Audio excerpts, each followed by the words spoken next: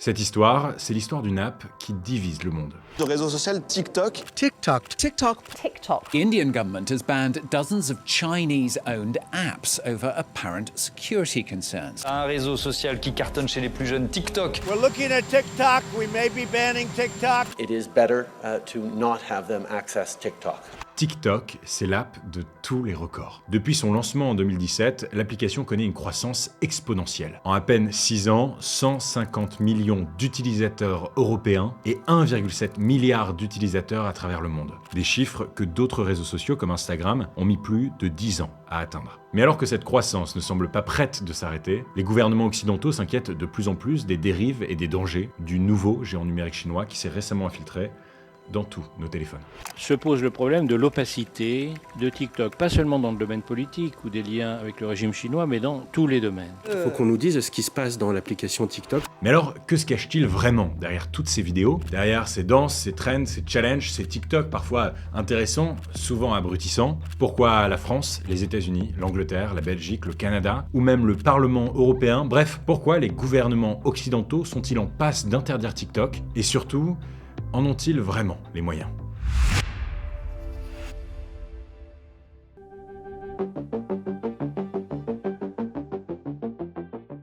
TikTok est arrivé dans nos vies en un temps éclair, et pour ça, l'application a eu un allié de taille, le Covid-19.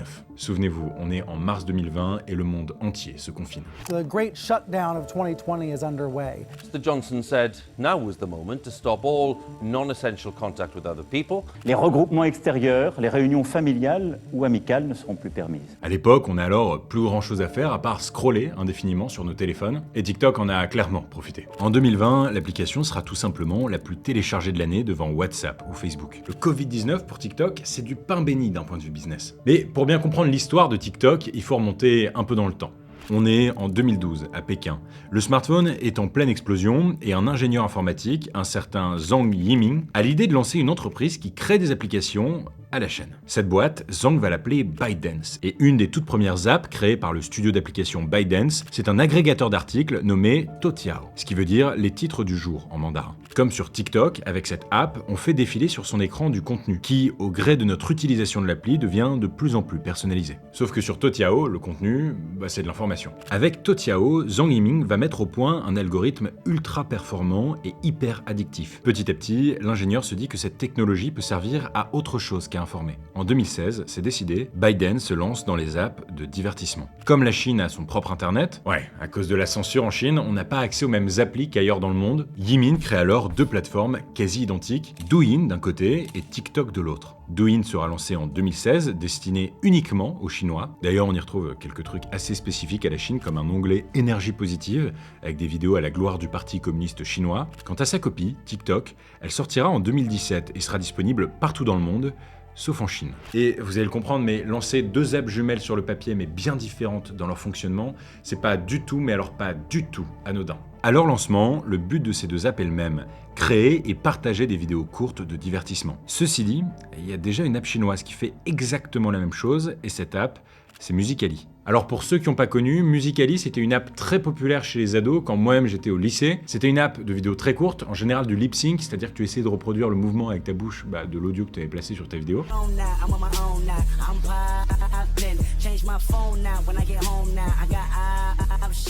Quand on se replonge là-dedans, c'était assez cringe. Mais à l'époque, en tout cas, c'était la mode. Mais Zhang Yiming, le fondateur de ByteDance, lui, ne se démonte pas. Alors, pour se débarrasser de la concurrence et surtout pour s'imposer sur le marché occidental des plateformes, ByteDance rachète et absorbe Musical.ly, qui fusionne donc avec TikTok. En 2018, des millions de jeunes users deviennent du jour au lendemain des TikTokers. Et ce rachat, vous allez voir, il va changer pas mal de choses pour TikTok. Je vous en parlais, l'app va continuer de grandir, et pas qu'un peu, jusqu'à se retrouver d'un coup scruté par tous les gouvernements du monde.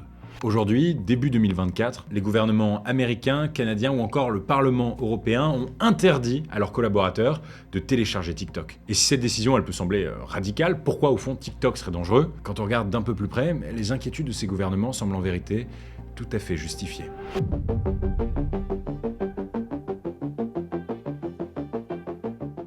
est-il vrai que le réseau social pourrait transmettre nos infos au gouvernement chinois? I have seen no evidence that the Chinese government has access to that data. They have never asked us, we have not provided. Could they use TikTok to control data on millions of users? Yes.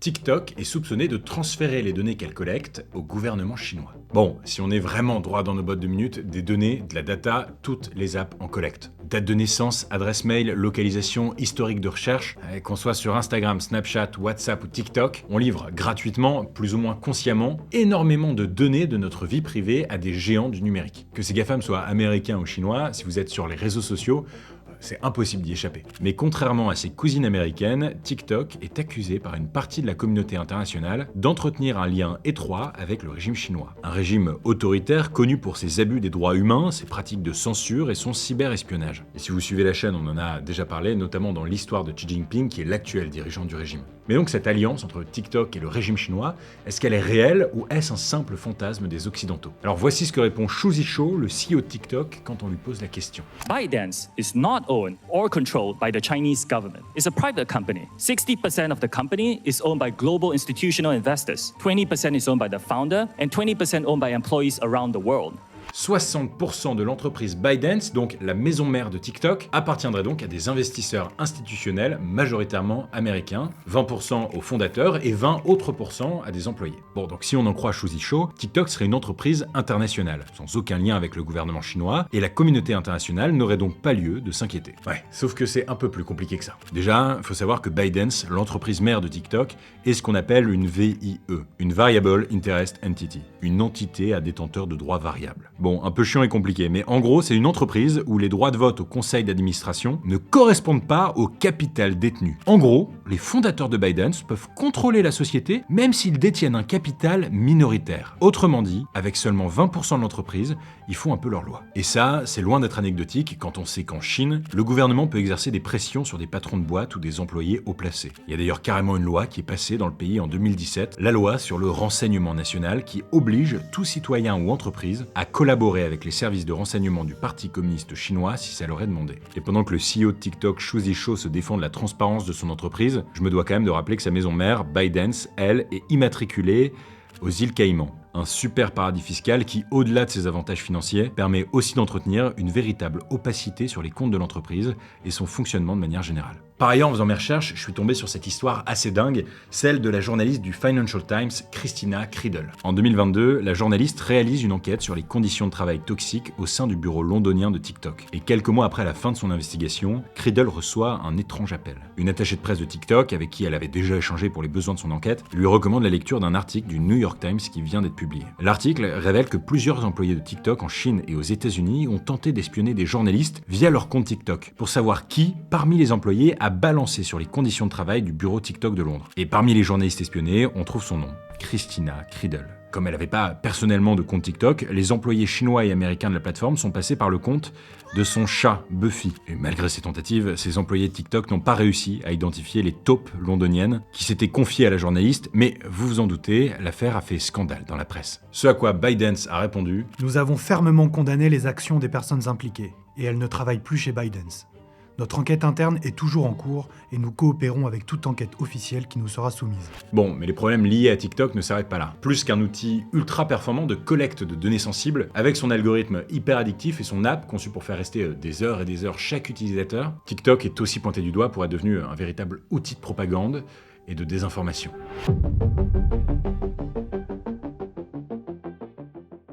L'une des forces principales de TikTok, c'est son algorithme de recommandation. C'est simple, il est central dans l'expérience utilisateur. Chaque seconde de scroll supplémentaire sur l'application nous dévoile un peu plus auprès de l'entreprise. We don't actually ask you 20 questions on whether you like a piece of content, what are your interests. We don't do that. We build that experience organically into the app experience.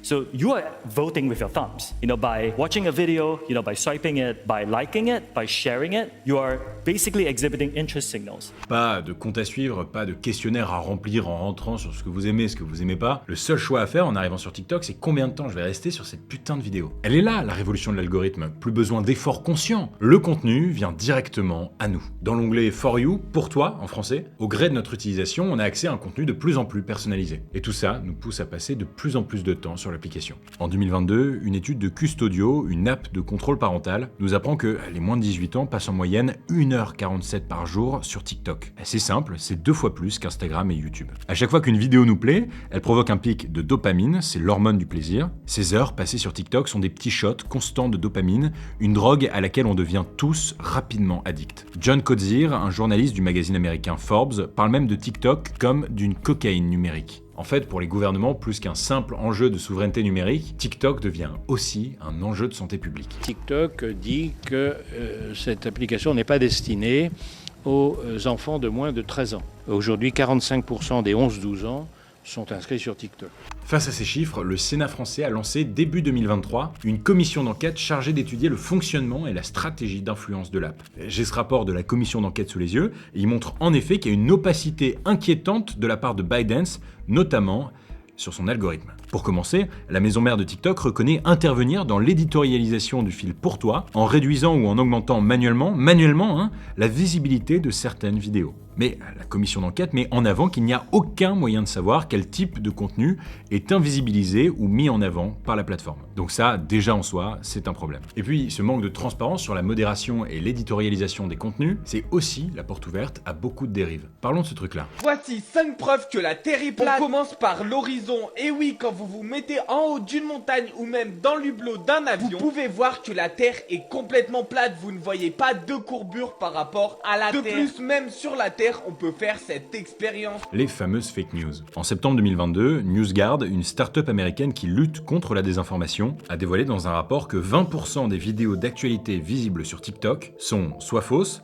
soit trompeuses, soit complotistes. 20%. Dans un autre rapport, plus récent encore, le rapport Ipsos, à l'occasion de Média en scène, au moins un Français sur 3 de 16 à 30 ans déclare s'informer quotidiennement grâce à TikTok. Un Français sur 3. Bon, rassurez-vous, pour faire face à ça, TikTok a réagi. Ils ont engagé des modérateurs. 40 000 même, pour être précis. 40 000 modérateurs.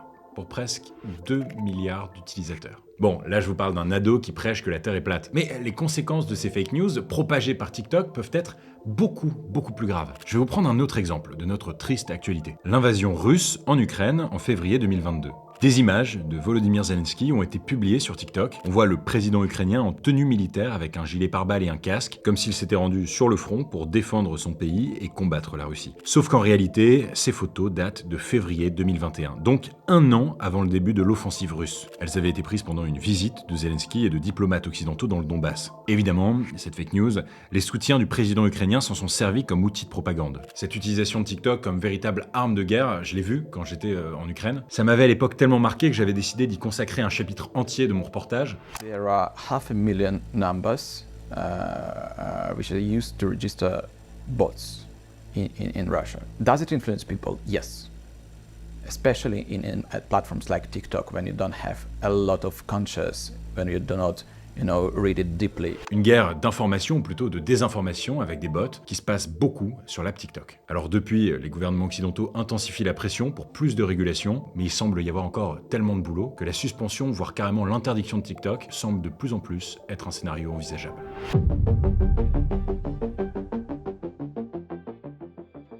Instagram, Facebook, Twitter, Snapchat, autant de géants numériques américains remis en cause par la percée éclair de l'application chinoise. Le symbole, quelque part, d'un déclin progressif de l'hégémonie américaine, de la toute-puissance politique, économique, militaire et culturelle des États-Unis. The fall of the US idol, comme dirait l'autre. En 2020, sous prétexte de protéger les intérêts américains, le président républicain Donald Trump menaçait d'interdire TikTok et voulait carrément forcer ByteDance à revendre l'application à une entreprise américaine. So it'll close down on September 15th unless Microsoft or somebody else is able to buy it. La justice américaine s'était opposée à cette décision, mais depuis, même l'actuel président démocrate Joe Biden considère l'application TikTok comme problématique. Trouble is brewing for TikTok. The Biden administration is warning the social media platform could be banned in the US if its Chinese parent company doesn't sell its stake in the US app. Pour se protéger et surtout pour espérer contrôler l'utilisation de l'application, les gouvernements occidentaux ont de plus en plus recours au droit. D'ailleurs, d'ici quelques semaines, en février 2024, un règlement sur les services numériques, le DSA, Digital Services Act, va entrer en vigueur dans l'Union européenne.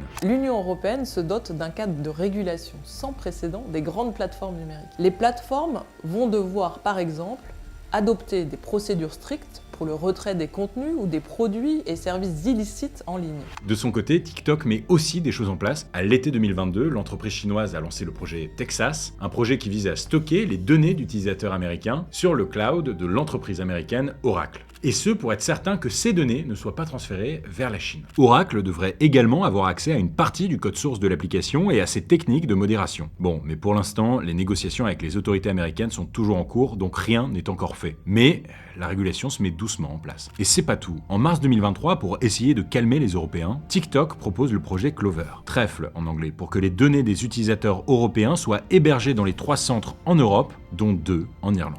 D'où le trèfle. Mais alors, est-ce que ces tentatives sont convaincantes? Eh bien, la commission d'enquête du Sénat, dont je vous parlais un peu tout à l'heure, s'est penchée dessus. Et on peut pas dire qu'elle soit conquise par les projets du géant chinois. La commission d'enquête indique que le projet Clover n'est pas de nature à rassurer les membres de la commission. D'abord, parce qu'elle estime que c'est pas parce que les données sont stockées en Europe que les Chinois ne pourront pas y avoir accès. Et ensuite, parce qu'elle dénonce un manque de précision sur le déroulé concret du calendrier pour mettre en place le projet Clover. Dans ce rapport, les sénateurs ont réfléchi à d'autres mesures que TikTok pourrait mettre en place pour lutter contre la désinformation. Ils recommandent, entre autres, de labelliser les contenus issus de médias d'État ou ceux modifiés par l'intelligence artificielle. Et pour lutter contre la manipulation d'opinion, ils demandent une totale transparence de la part de l'application sur les vidéos mises en avant et celles invisibilisées. Et si jamais ces requêtes ne sont pas entendues par ByteDance, l'entreprise mère de TikTok, les sénateurs français recommandent de suspendre l'application. Nous proposons de suspendre l'application, non pas de l'interdire ou de la fermer définitivement, mais une suspension jusqu'à ce qu'on se mette en conformité.